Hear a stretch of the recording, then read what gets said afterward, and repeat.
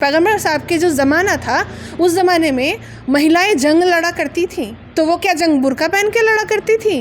वैसा तो नहीं होता था। हमारे पैगंबर मोहम्मद साहब ने भी ये चीज़ कहा है कि आप ऐसे कपड़े ना पहने जो चुस्त है, ठीक है। चुस्त कपड़ा क्यों नहीं पहने? ताकि किसी की गंदी नज़र ना पड़े। पर क्योंकि वो विद्यालय है, विद्यालय के अंदर ड्रेस कोड होता है, इसलिए विद्यालय के अंदर ड्रेस कोड के हिसाब से ही आपको एंट्री मिलेगी। फ़ॉरेन जाएंगे, ठीक है, फ़ॉरेन जाएंगे तो आप क्या विदेशी कानून को नहीं अपनाएंगे? आप अपनाते हैं।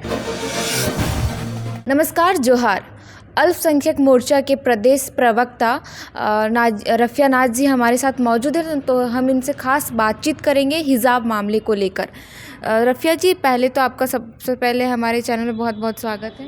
बहुत बहुत धन्यवाद। ये जो कर्नाटक में हिजाब मामले को लेकर विवादित चला आ रहा है, उस पर आप क्या कहेंगे? सबसे पहली बात ये है कि हमें ये समझने की आवश्यकता है कि आपको कहीं भी किसी भी तरीके से हिजाब या बुर्का पहनने से रोका नहीं जा रहा है। आपको स्वतंत्रता है कि आप कहीं भी जाते हैं तो वहाँ हिजाब और बुर्का पहनते हैं। पर क्योंकि वो विद्यालय है, विद्यालय के अंदर ड्रेस कोड होता है, इसलिए विद्यालय के अंदर ड्रेस कोड के हिसाब से ही आपको एंट्री मिलेगी। क्योंकि हमारा देश जो है धर्मनिरपेक्ष देश है, और पूरे जो विश्व में हम क्यों जाने जाते हैं? सेकुलर कंट्री के लिए जाने जाते हैं। तो हम सिर्फ ये कहें कि हम सेकुलर है तो सेकुलर कहने से इंसान सेकुलर नहीं होता। इंसान को सेकुलर बनना पड़ता है, धर्मनिरपेक्ष बनना पड़ता है। अगर आप विद्यालय में जाते हैं और विद्यालय में अगर आप ड्रेस कोड के जगह आप अपने रिलीजन कोड पहन के जाते हैं, तो क्यों एक समुदाय अगर रिलीजन कोड अगर उनको अप्रूवल मिलेगा तो नेक्स्ट दूसरे समुदाय के लोग अप्रूवल मांगेंगे। तो इस तरीके से जो विद्या का मंदिर होगा, वो विद्या का मंदिर, क्या आपको नहीं लगता कि वो धर्म का अखाड़ा बन जाएगा? सिंपली वो धर्म का अखाड़ा बन जाएगा। आप अगर पढ़े लिखे हैं तो आपको समझने की ये आवश्यकता है कि जब आप एग्ज़ामिनेशन देते हैं तो एग्ज़ामिनेशन का जो आपका पेपर रहता है, उस पेपर के अंदर आप अपने नाम के जगह आप रोल नंबर और रोल कोड लिखते हैं। आप नाम नहीं लिखते। क्यों? क्योंकि हमें हमारे एजुकेशन के बेसिस पे मार्क्स मिले, हमें हमारे एजुकेशन के बेसिस पे जज किया जाए, ना कि रिलीजन के बेसिस पे जज किया जाए। आप सिंपल सा मैं आपको एक उदाहरण देना चाहूँगी। आप फ़ॉरेन जाएंगे, ठीक है, फ़ॉरेन जाएंगे तो आप क्या विदेशी कानून को नहीं अपनाएंगे? आप अपनाते हैं। आप फ्रांस जाएंगे, फ्रांस में 2011 में सार्वजनिक रूप से बुर्का पहनना, हिजाब पहनना पे प्रतिबंध लगा हुआ है। इसी तरीके से ब्राज़ील हुआ, इटली हुआ, इन सारी जगहों पे आपको सार्वजनिक रूप से पहनने की मनाही है। तो हमारे भारतवर्ष में तो आपको आज़ादी दी गई है कि आप कहीं भी जाते। बस शैक्षणिक संस्थानों में क्यों? क्योंकि अगर शैक्षणिक संस्थानों में धर्म के नाम पे अगर शिक्षा प्राप्त की जाएगी, शिक्षा दी जाएगी, तो क्या हम अच्छे तौर पे एजुकेटेड हो पाएंगे? क्या हम विश्व गुरु जो है, हम जा करके अदर कंट्री में क्या हम कॉम्पिटिट कर पाएंगे? क्या हम कुछ बन पाएंगे? एक्चुअल में बात यह है कि जो कुछ गिनी चुनी पार्टियां हैं वो चाहती है कि जो हमारे युवा हैं, आज के यूथ हैं, उन यूथ को कहीं भी मिसगाइड करके, रिलीजन के मैटर में उन्हें इन्वॉल्व करके उन्हें एजुकेशन से रोका जाए, ताकि उनके दिमाग में एक तरीके से इंजेक्ट कर दिया गया है रिलीजन इंजेक्ट कर दिया गया। रिलीजन दिल से मानने वाली चीज़ है, आस्था है। क्योंकि हमारे पैगंबर मोहम्मद साहब ने भी ये चीज़ कहा है कि आप ऐसे कपड़े ना पहने जो चुस्त है, ठीक है। चुस्त कपड़ा क्यों नहीं पहने? ताकि किसी की गंदी नज़र ना पड़े। मतलब जो वेस्टर्न ड्रेसेस है वो वेस्टर्न ड्रेसेस पहनने की मनाही है। और बुर्का का चलन इस्लाम के गठन के कई साल के बाद आया। और कहाँ आया? सऊदी अरब कंट्री से आया। क्यों आया? सऊदी अरब के लोग क्यों बुर्का और हिजाब पहनते थे?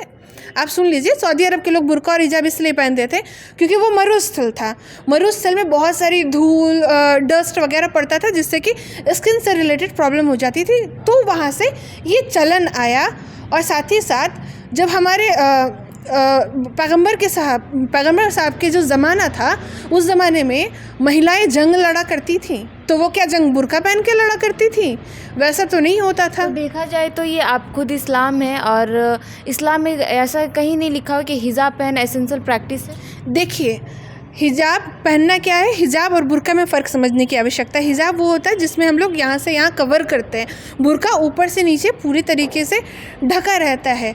और आप अगर हिजाब और बुर्का स्कूल के अंदर पहनेंगे तो फिर आप कल को कहेंगे कि हम अगर कोई मिलिट्री में जा रहा है तो वो मिलिट्री में हिजाब और बुर्का पहन के जाएगा। कोई अगर डॉक्टर बन रहा है तो वहाँ हिजाब और बुर्का पहन के करेगा। आप मान लीजिए अगर पायलट बनेंगे तो पायलट आप हिजाब और बुर्का पहन के तो नहीं कर सकते हैं, ठीक है। आपको सार्वजनिक रूप से, भारत ऐसी देश है जहां आपको धर्म की आज़ादी मिली हुई है, आपको अभिव्यक्ति की आज़ादी मिली हुई है, आप कहीं भी जा सकते हैं, अपने हिसाब से आप कुछ भी कर सकते हैं, ठीक है। पर हाँ, कानून के दायरे में रह करके। पर आप एक बात दिल पे हाथ रख करके ज़रूर सोचिएगा कि क्या शैक्षणिक संस्थानों में धर्म को जोड़ना क्या किसी भी तरीके से सही है? क्योंकि एजुकेशन सबसे बड़ा धर्म होता है। आप अगर पढ़े लिखे रहेंगे तो आप वोट बैंक नहीं बनेंगे, आप अगर पढ़े लिखे रहेंगे तो आप अपने पैरों पे खड़े रहेंगे, अगर आप पढ़े लिखे रहेंगे तो आपका विकास होगा, साथ ही साथ देश का विकास होगा, जो कुछ लोग नहीं चाहते। जिस तरीके से अंग्रेज़ों ने हमारे भारतवर्ष में धर्म का बीज बो करके राज किया, जिस तरीके से अंग्रेज़ों ने फूट डाल करके राज किया, उसी प्रकार से कई जो ऐसी पार्टियाँ हैं गिनी चुनी जो हमारे आपसी भाईचारे उनके पसंद नहीं आ रहे हैं, क्योंकि we are only vote bank for them. तो वो लोग क्या चाह रहे हैं? वो लोग धर्म का झोंक डाल करके, फूट डाल करके वो लोग सिंपली राज करना चाह रहे हैं ताकि उनका वोट बैंक इंक्रीज़ हो और हम लोग इलिटरेट रहे, हम लोग पढ़े लिखे नहीं रहे। ये मामला जो हिजाब का मामला कर्नाटक से, उसकी झलक हमें राजधानी रांची के डोरंडा कॉलेज में भी देखने को मिली। इस पर आप क्या कहेंगे? देखिए, राजधानी रांची में बहुत सारी ऐसी जगह हैं जहाँ पे बुर्का और हिजाब पहन के आज भी लोग जाते हैं। माइनॉरिटीज़ स्कूल, आप माइनॉरिटीज़ स्कूल देखिए, माइनॉरिटीज़ स्कूल में क्या हिजाब नहीं लगाते हैं? बच्चियाँ कवर करके जाती हैं ना, तो कहाँ रोका गया है? आप मिशनरी स्कूल देखिए, मिशनरी स्कूल में भी उनका ड्रेस कोड है, तो कहाँ रुका गया? बात यहाँ ये है कि हम एक समान दिखे, कोई छोटा बड़ा ना दिखे, सभी को शिक्षा मिले, क्योंकि शिक्षा सभी का जन्मसिद्ध अधिकार है।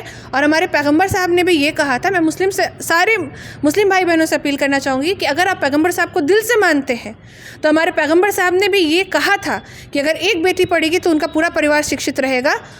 और अपनी बेटियों को पढ़ाओ और सभी को पढ़ाओ, क्योंकि शिक्षा, अगर हम एजुकेटेड रहेंगे ना, तब जा कर के हमारा विकास होगा। हम ब्रॉड माइंडेड रहेंगे, हमें यूज़ नहीं किया जाएगा, सिंपली जो हमें यूज़ किया जाता है, ठीक है। तो अपनी बेटियों को पढ़ाएं। और इन सब ये जो आजकल जो ट्रेंड चल गया है ना, धार्मिक माहौल बिगाड़ने का, ताकि कोई लोग आगे नहीं बढ़े, ताकि हम लोग सिर्फ वोट बैंक बन करके रह जाए, हमारा विकास नहीं हो, क्योंकि लोग नहीं चाहते कि हमारा विकास हो। अगर हमारा विकास होगा, अगर हम पढ़े लिखे रहेंगे तो हमारी देश की उन्नति होगा, जो कुछ लोगों को फलता नहीं है ये देख करके, क्योंकि वो चाहते हैं सिंपली हम लोग उनकी कठपुतली बन के रहें, उनके इशारों पे नाचें, और पढ़े लिखे नहीं, इन धर्म के पछड़ों में फंस करके रह जाए और घर पे बंद रहे। तो इन सब चीज़ों से बाहर आए। हम एक सेकुलर कंट्री में रहते हैं, हमारा भारतवर्ष धर्मनिरपेक्ष है, हम अनेकता में एकता के लिए जाने जाते हैं, क्योंकि यहाँ हर 4 कोस पे, हर कोस पे आपकी पानी बदलती है और हर 4 कोश पे वाणी बदलती है। तो इस एकता को, इस सुंदरता को बिखरने ना दें, सभी एक हो, एकजुट रहें।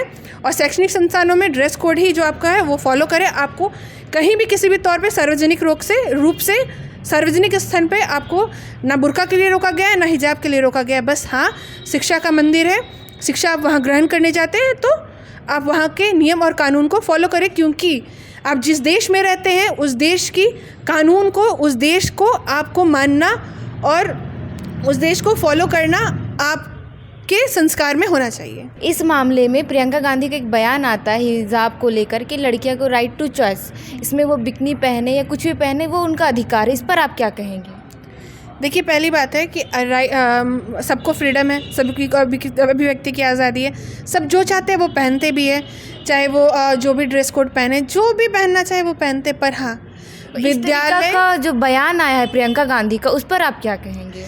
उस पर मैं यही टिप्पणी देना चाहूँगी कि विद्यालय को विद्यालय ही रहने दे। वो विद्यालय का मतलब यही होता है कि वो विद्या का मंदिर होता है, जो हमें बचपन से सिखाया गया है।